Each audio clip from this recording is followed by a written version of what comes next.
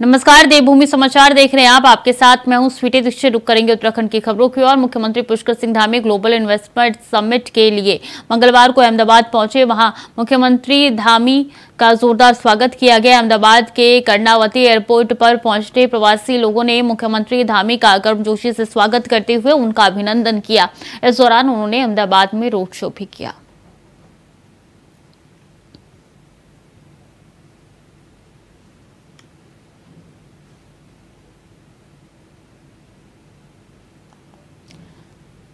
तो अहमदाबाद में road show किया गया है। बता दें कि मुख्यमंत्री अहमदाबाद पहुंचे, वहां पर रोड शो किया है और ऐसे में इन्वेस्टमेंट समिट को लेकर रोड शो उनके द्वारा किया गया है। अहमदाबाद में मुख्यमंत्री पुष्कर सिंह धामी पहुंचे और रोड शो किया।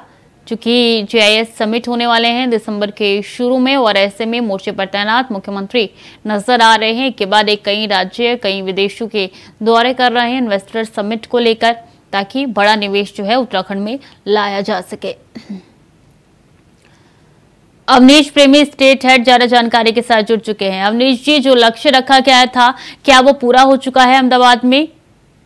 देखिए, जो लक्ष्य रखे गया था उससे कहीं ऊपर जाकर MOU साइन हुए हैं और सबसे अच्छी बात यह कि विदेशों के साथ साथ मुख्यमंत्री लगातार ये कोशिश भी कर रहे हैं कि अन्य प्रदेशों से भी काफी संख्या में जो बड़े व्यवसायी हैं, कारोबारी हैं, वो उत्तराखंड में आए, अपना निवेश करें और उसमें उनको बड़ी सफलता यहाँ पर दिखाई दे रही है। जिस तरह हम बात करें कि मुख्यमंत्री लंदन गए थे, बर्मिंघम गए थे, वहां उन्होंने निवेशकों से बातचीत की। उसी क्रम में लखनऊ में भी कल उन्होंने मुख्यमंत्री जी इस बारे में बातचीत की और आज जिस तरह अहमदाबाद के अंदर व्यवसायियों में काफी जोश खरोश उत्तराखंड को लेकर दिखाई दिया, निश्चित तौर पर उत्तराखंड के लिए अच्छी बात है। और खास बात यह कि जो बड़े कारोबारी हैं अहमदाबाद यानी कि गुजरात के, उन्होंने उत्तराखंड के अंदर निवेश की इच्छा जताई है। उन्होंने कहा है कि वो चाहते हैं कि उनकी 1 यूनिट देवभूमि भी लगे और कई MOU वहां पर साइन किए गए हैं। तो निश्चित तौर पर सफलता है उत्तराखंड के लिए। और जिस तरह मुख्यमंत्री आने वाले समय में हरिद्वार और अन्य जो जिले हैं, जो कारोबारी जिले हैं उत्तराखंड के, वहां पर भी निवेश की संभावनाएं तलाशेंगे और उनकी कोशिश यह है कि बड़े कारोबारियों के साथ मीटिंग करें और उत्तराखंड में बड़े उद्योग स्थापित हो और यहाँ की जो बेरोजगारी है वो दूर हो, युवाओं को रोजगार मिले। उस दिशा में मुख्यमंत्री एक पहल, एक कदम आगे बढ़ाते हुए दिखाई दे रहे हैं और यही कारण है कि उनको इसमें सफलता भी मिल रही है। जी ठीक है अवनीश जी, बहुत बहुत शुक्रिया आपका तमाम जानकारियों के लिए। तो बता दें कि यहाँ पे मुख्यमंत्री अहमदाबाद पहुंचे और अहमदाबाद पहुंच के उन्होंने निवेश लाने की कोशिश की है। GIS समिट होने वाला दिसंबर में, उसके लिए इस जद्दोजहद में मुख्यमंत्री लगे हुए हैं।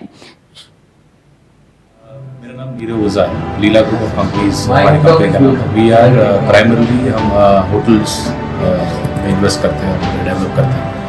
CM सर से मीटिंग बहुत ही पॉजिटिव, उनका जो विजन है टू उत्तराखंड के डेवलपमेंट के लिए और एम्प्लॉयमेंट जनरेट करने के लिए, दैट इज़ बहुत पॉजिटिव है और हम उत्तराखंड में इन्वेस्ट करने के लिए लुक फॉरवर्ड कर रहे हैं। रोज़गार जनरेट करने के लिए उत्तराखंड गवर्नमेंट की जो नई पॉलिसीज़ है वो बहुत पॉजिटिव है और उससे काफ़ी रोज़गार का ग्रोथ होगा और काफ़ी लोगों को स्किल डेवलपमेंट भी। उत्तराखंड के अंदर एक नई शुरुआत, वैसे मैं आपको बताऊं कि 2000 में हमारा राज्य बना और लगभग 23 साल राज्य को बने हुए हो गए और इन 23 सालों में राज्य के अंदर औद्योगिकरण भी हुआ है, निवेश भी हुआ है और तेजी से जब देश के प्रधानमंत्री अटल बिहारी वाजपेयी जी थे, उन्होंने उस समय हमारे यहाँ के लिए एक स्पेशल पैकेज दिया हुआ था, इंडस्ट्रियल पैकेज, और उस पैकेज के कारण से भी बड़ी संख्या में खूब सारा निवेश हुआ, औद्योगिकरण हुआ और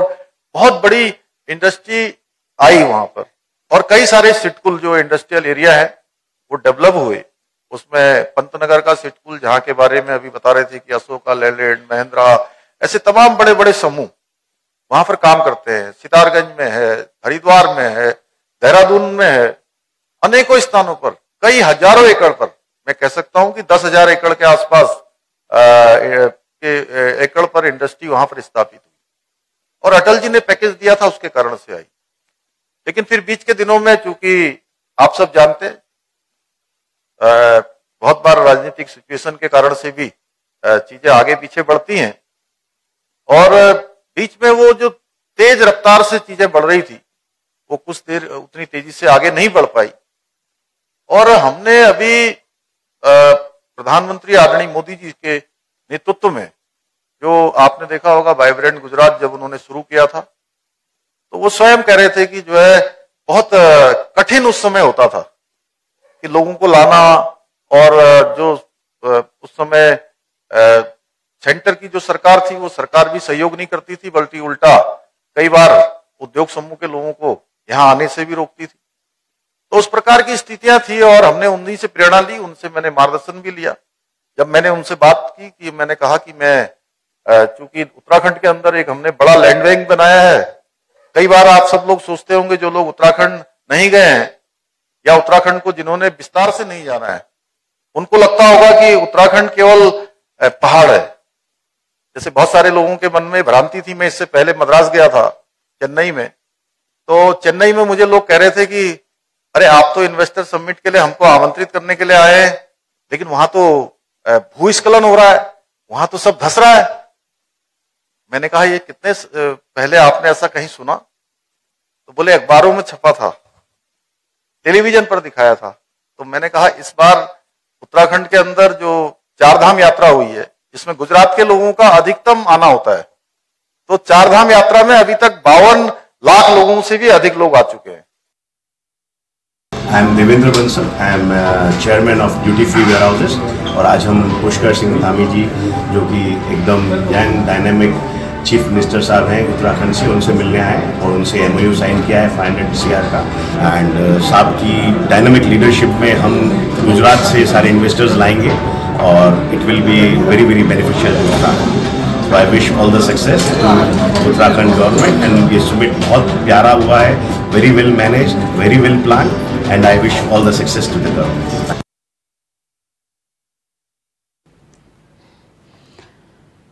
तो इन्वेस्टर समिट को लेकर रोड शो मुख्यमंत्री ने किया और ऐसे में अहमदाबाद के दौरे पर मुख्यमंत्री पुष्कर सिंह धामी हैं। बता दें कर्णावती एयरपोर्ट पर उनका भव्य स्वागत हुआ था। एक के बाद एक राज्यों के दौरे पर पहुंच रहे हैं खुद मुख्यमंत्री और GIS समिट को लेकर मोर्चे पर तैनात सूबे के मुखिया नजर आ रहे हैं।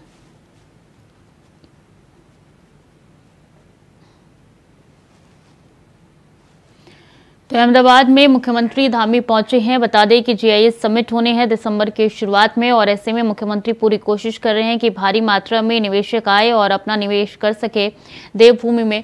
इसलिए एक के बाद एक राज्य के दौरे पर मुख्यमंत्री जा रहे हैं और जो लक्ष्य लेके जा रहे हैं उससे कहीं ज्यादा निवेश हो भी रहा है। Gujarat Chamber of Commerce Industry. I am signing MOU of 50 CR with our Honorable CM Dhami sir, and we are very much pleased to his positive approach to bring industries in Uttarakhand, and we are definitely going to invest money if the opportunity is given to us. We are mainly into environment, and the project which we have signed is today from plastic waste to diesel, so that is the waste to energy, and that is what we will do with that. Our main concern is ecology should grow, but at the same time sustainable development. So ecology cannot be made at the cost of environment, and we are for that doing this project so that the plastic waste is the biggest issue which convert into wealth. So I think we are also in the electric, that also we have given to him, and that is the e-charging stations we are manufacturing in through the electronic park coming in Uttarakhand. There also we can do this. Thank you. चलिए खबरों में आगे बढ़ेंगे। प्याज के बढ़े दामों को लेकर मंडी परिषद ने बड़ा कदम उठाया। बता दें कि उत्तराखंड मंडी परिषद के अध्यक्ष अनिल कपूर डप्पू ने हल्द्वानी मंडी में आम लोगों के लिए स्टॉल लगाकर सस्ते दरों पर प्याज की बिक्री शुरू करवा दी है।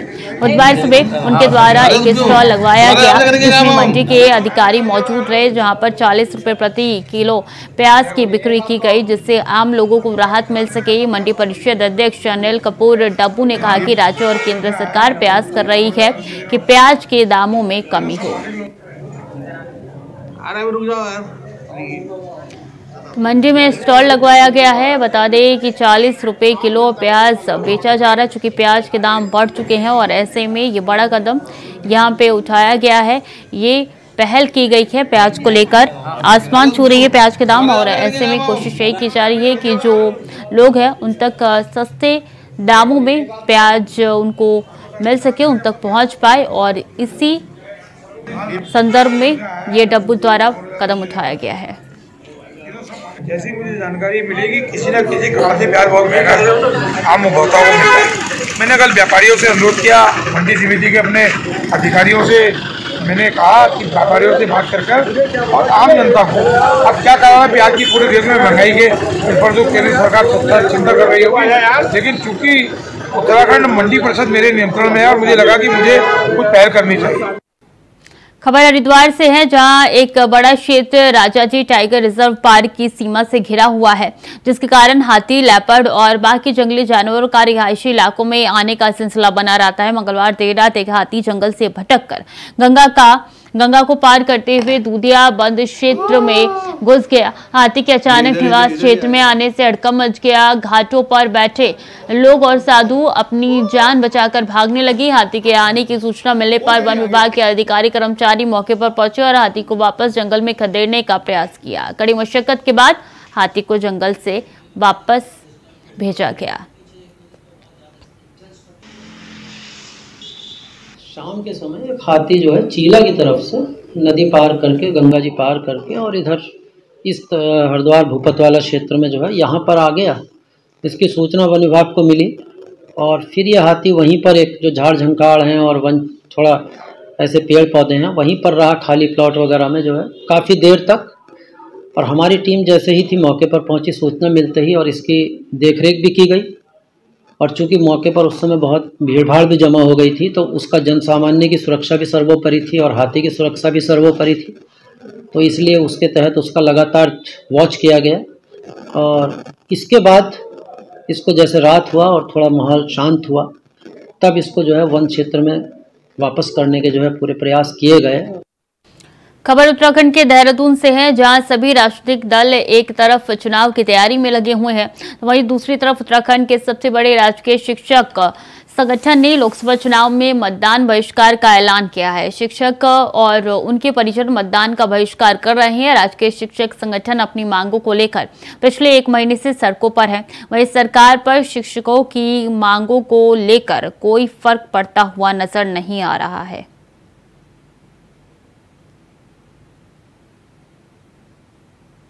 मैं कह सकता हूं कि पिछला पुष्कर सिंह जी का कार्यकाल हो या अभी का कार्यकाल हो, हर कर्मचारी को अधिकार है अपनी मांगों को रखने का।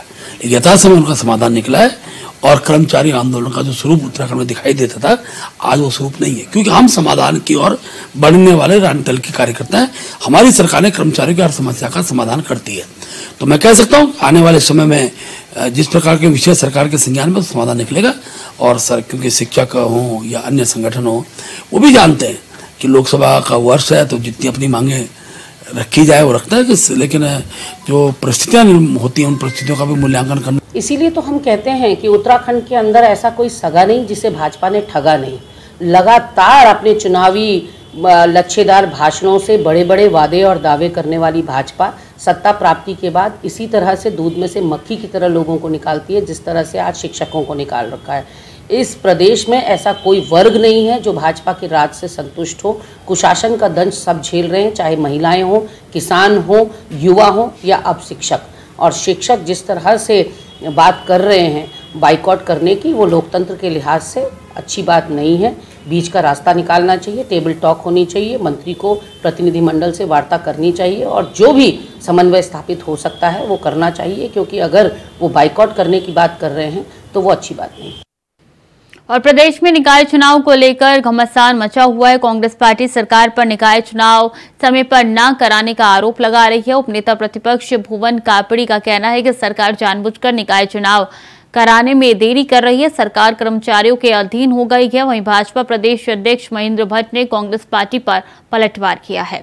उनका कहना है कि निकाय चुनाव को 6 महीने से ज्यादा समय के लिए नहीं टाला जा सकता है। आपको बता दें कि 2 दिसंबर को निकायों का कार्यकाल समाप्त हो रहा है। नियम के मुताबिक निकायों के कार्यकाल समाप्त होने के पहले चुनाव हो जाने चाहिए।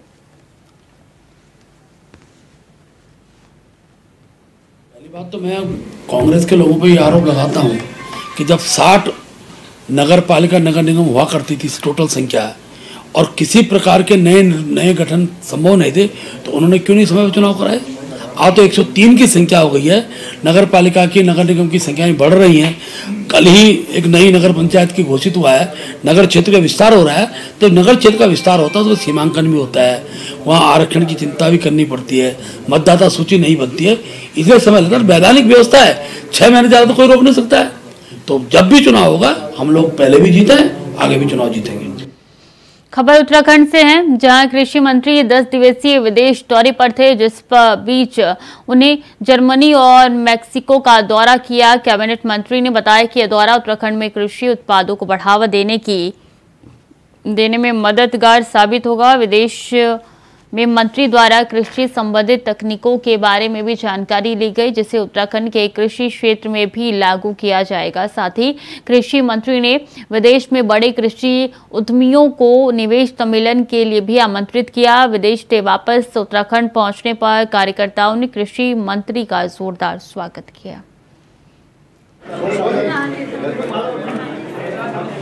जो धामी सरकार का संकल्प है कि 2025 में जब राज्य 25 साल का होगा,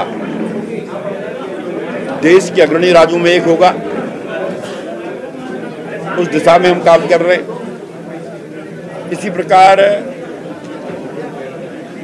जो मंडियां हैं, जो आज मंडियों की व्यवस्था हमने वहां पर देखी, मैं 3 बड़ी बड़ी मंडियों को देखने वहां पर गया, मैक्सिको में, कानपुर में और फ्रैंकफर्ट में। मैक्सिको की मंडी में 5 लाख लोग रोज वहां पर आते हैं, 60,000 ट्रक वहां पर आते हैं। और उसके बावजूद अगर अब 12 बजे के बाद आप वहां पर जाएंगे तो आपको वहां पर कोई कूड़ा नहीं दिखाई देगा, सारी चीजें बिल्कुल कायदे से होंगी। 60,000 ट्रक वहां पर आते हैं, वो भी एक कायदे से वहां पर खड़े होते हैं। तो उनसे बहुत कुछ चीजें मुझे सीखने को मिली। खबर रामनगर से है, जहां जिलाधिकारी वंदना सिंह रामनगर पहुंची। रामनगर पहुंच के उन्होंने वन विभाग द्वारा बनाए गए नगर वन का निरीक्षण करते हुए क्षेत्र में किए गए कार्यों पर प्रसन्नता जताते हुए वन विभाग के अधिकारियों के बच्चों एवं बुजुर्गों के लिए कोई एक्टिविटीज चालू करने की बात कही गई। आपको बता दें कि वन विभाग द्वारा बनाया गया ये नया जोन इस माह खोलने की तैयारी की जा रही है। इसके अलावा डीएम ने प्रसिद्ध गार्जिया देवी मंदिर में आपदा से हुए नुकसान का भी निरीक्षण करते हुए अधिकारियों को जीर्णोद्धार कार्य में तेजी व गुणवत्ता लाने के निर्देश दिए। रामनगर में हम लोग पिछली बार भी आए थे 2-3 माह पूर्व और अधिकारियों को कुछ विशेष प्रोजेक्ट्स के लिए दिशा निर्देश दिए थे, तो आज उसका हमने रिव्यू रामनगर के अंदर रखा है। साथ ही कुछ प्रोजेक्ट जो पिछली विजिट में कवर नहीं हो पाए थे, परियोजनाएं विभागों की चल रही हैं, उनको भी हम लोग देख रहे हैं। इसमें एक आज नगर वन का विजिट है। फॉरेस्ट डिपार्टमेंट ने विभिन्न योजनाओं के कन्वर्जेंस से इस प्रोजेक्ट को करा है। अभी जल्दी ही ये जनता के लिए खुल जाएगा। इसमें काफ़ी सारी सुविधाएं रामनगर के लिए लोगों के लिए रखी गई हैं।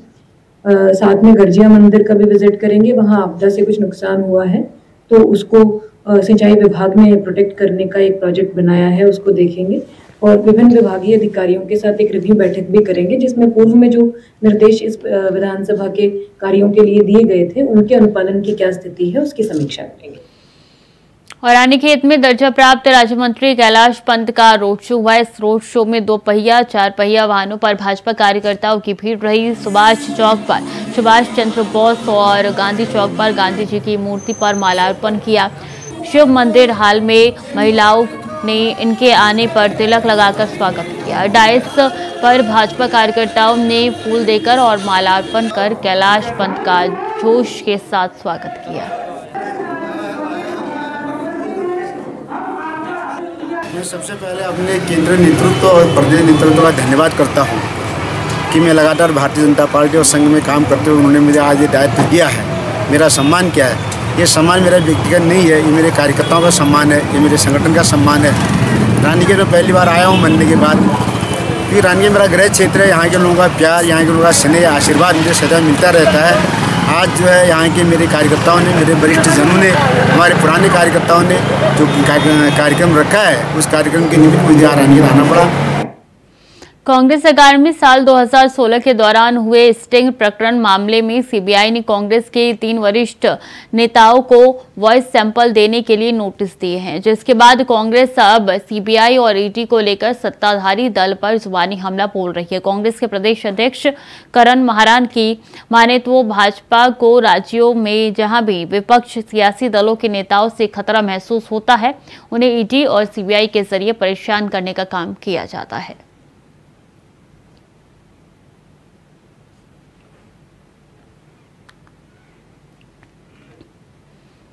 खबर उत्तराखंड के डोईवाला से है, जहां मुख्यमंत्री पुष्कर सिंह धामी द्वारा उत्तराखंड राज्य को ड्रग्स फ्री किए जाने की परिकल्पना को साकार करते हुए कोतवाली, डोईवाला और रानी पोखरी पुलिस की टीम ने एयरपोर्ट तिराहे पर चेकिंग के दौरान 3 आरोपियों को अवैध स्मैक ले जाते हुए पकड़ा है। आरोपियों को गिरफ्तार कर उन पर एनडीपीसी एक्ट में कार्रवाई कर जेल भेज दिया गया है।